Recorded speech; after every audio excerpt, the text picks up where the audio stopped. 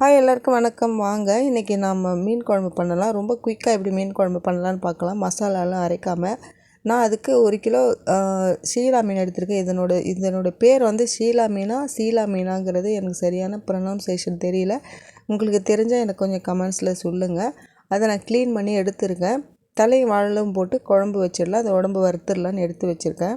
இதுக்கு நான் 2 பழுத்த தக்காளி, ஒரு பெரிய வெங்காயம் கட் பண்ணி வச்சுருக்கேன். ஒரு 15-20 பூண்டு எடுத்து வச்சுருக்கேன். அதுவும் தோல் உரித்து கட் பண்ணி வச்சுருக்கேன் 2 கொஞ்சம் கருவேப்பிலை, ஒரு நெல்லிக்காய் சைஸ் புளி எடுத்திருக்கேன். ஒரு 3 ஸ்பூன் மிளகாத்தூள் எடுத்திருக்கேன். 1/2 ஸ்பூன் மஞ்சள் தூள் எடுத்திருக்கேன். இதுக்கு மொத்தமாக நான் எடுத்ததே இவ்வளோ தான். 1 ஸ்பூன் மிளகுத்தூள் எடுத்திருக்கேன். ரொம்ப குயிக்காக முடிஞ்சிடும். இந்த மீன் க்ளீன் பண்ணுறது ரொம்ப ஈஸி. இதில் முள்ளும் வேறு இருக்காது. குழந்தைங்களுக்கெல்லாம் தாராளமாக கொடுக்கலாம். பாத்திரத்தில் 3 ஸ்பூன் எண்ணெய் ஊற்றிக்கோங்க. 1/4 ஸ்பூன் கடுகு, 1/2 ஸ்பூன் வெந்தயம் போட்டுக்கோங்க. இதுக்கு வெந்தயம் போட்டால் தான் நல்ல வாசனையாக இருக்கும். நம்ம கட் பண்ணி வச்சுருக்க வெங்காயம், கருவேப்பிலை, பூண்டு எல்லாம் போட்டுருங்க. இதெல்லாம் நல்லா ஒரு கோல்டன் ப்ரௌன் வர வரைக்கும் நல்லா வதக்கிக்கோங்க.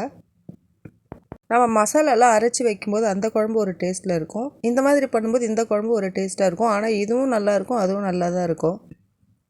நீங்கள் இப்படியே ஒரு தடவை சமைச்சு பாருங்கள். ரொம்ப நல்லா தான் இருக்கும். இந்த டேஸ்ட் கொஞ்சம் வித்தியாசமாக இருக்கும். வெங்காயம் வதங்கினதும் தக்காளி போடுங்க. தக்காளி வதங்கினதும் நான் புளியை கரைச்சி அதிலே மிளகாத்தூள் கலந்து வச்சுட்டேன். அந்த தண்ணியை இதில் சேர்த்துக்கிறேன். சேர்த்துட்டு தேவையான அளவு உப்பு போட்டிருக்கேன். போட்டுட்டு ஒரு 5 நிமிஷம் அப்படியே விடுங்க. நல்லா கொதிக்கட்டும். அந்த பச்சை வாசனைலாம் போகட்டும். போனதுக்கப்புறம் நம்ம எடுத்து வச்சுருக்க மீனோட தலை, வாழை எல்லாம் போட்டுடலாம். இது ஒரு 5 நிமிஷம் போல் அப்படியே இருக்கட்டும். ரொம்ப நேரம் விட்டால் மீனெல்லாம் உடைஞ்சி வந்துடும். ஒரு 6-7 நிமிஷம் போல் அப்படியே இருந்துச்சுன்னா குழம்பு நல்லா நமக்கு ரெடியாகி வந்துடும்.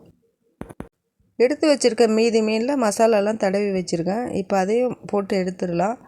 அவ்வளோதான். நமக்கு இன்றைக்கி லஞ்ச் முடிஞ்சிருச்சு. இன்றைக்கி சண்டே, அவ்வளோதான். சண்டே மீன் குழம்பு, மீன் வறுவல், முட்டை ஆம்லேட் பண்ணியிருக்கேன். உங்கள் வீட்டில் நீங்கள் என்னெல்லாம் சமைச்சிங்கன்னு எனக்கு கமெண்ட்ஸில் சொல்லுங்கள். இன்றைக்கி சண்டே எப்படிலாம் செலிப்ரேட் பண்ணிங்கன்னு சொல்லுங்கள். எனக்கு நிறைய பேர் சப்போர்ட் பண்ணிட்டு வரீங்க. எனக்கு ரொம்ப ரொம்ப சந்தோஷமாக இருக்குது. டெய்லி சப்ஸ்கிரைபர் வந்து நிறைய பேர் வரீங்க. ஃபஸ்ட் ஸ்டார்டிங்லலாம் எனக்கு 1-2 பேர் அப்படி தான் வந்துட்டு இருந்தாங்க.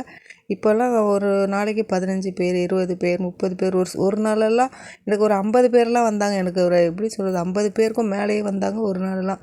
எனக்கெல்லாம் ரொம்ப சந்தோஷமாக இருந்தது. ஆனால் நமக்கும் இப்படி வருமா அப்படின்னு. இதே மாதிரி எப்பவும் சப்போர்ட் பண்ணுங்கள். இந்த வீடியோ உங்களுக்கு பிடிச்சிருந்ததுன்னா லைக் பண்ணி, ஷேர் பண்ணி, சப்ஸ்கிரைப் பண்ணி சப்போர்ட் பண்ணுங்கள். வேறு ஒரு நல்ல ரெசிபியோடு உங்களை வந்து பார்க்குறேன். தேங்க்யூ.